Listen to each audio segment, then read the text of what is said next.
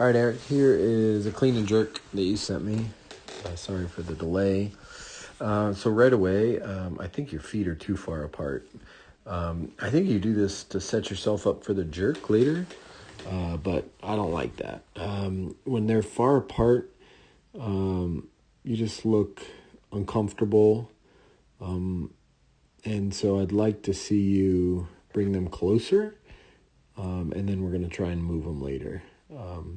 Most people in the clean are going to start with their feet slightly inside the knurling, right? So a little narrower would be what we want to see, okay? So with that said, once we hit that start position, your eyes need to come down and look. They're looking up. I want you to look straight ahead. That's going to bring your head forward just a little bit. Your neck can still be pulled up, but it shouldn't be like bowed back like that. Because right now, when you pull, this is a posture that's going to take your shoulders back and get you behind the bar. Right?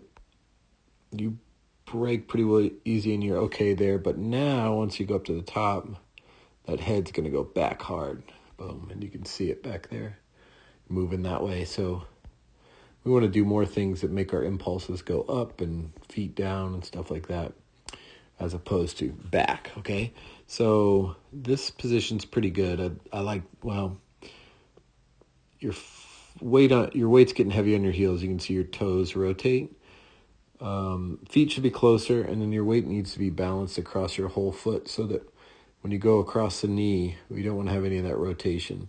We want your toes curled down into the platform, and weight's going to be even across your whole foot. And then you should be over. And this is all, when you get heavy on your heels, this also contributes to going back, right? So you pull hard back on that head like that, weight's going to go heavy on your heels, you're going to throw back. When you throw back right here, if we had a side view, you're pretty arched right there. And really right now, this posture should be, you should be tight. You should be braced through here.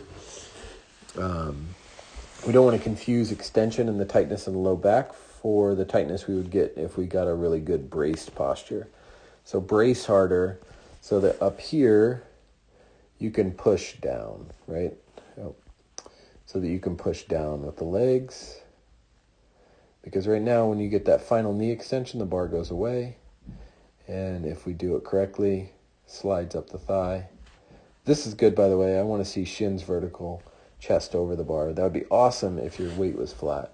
And then drive down, push up, turn over pretty well. You can actually see your feet tend to want to move in a little bit. They're so wide. So I'd rather reverse that where your feet are narrow and then they move out along the catch, right? You're going to jump better.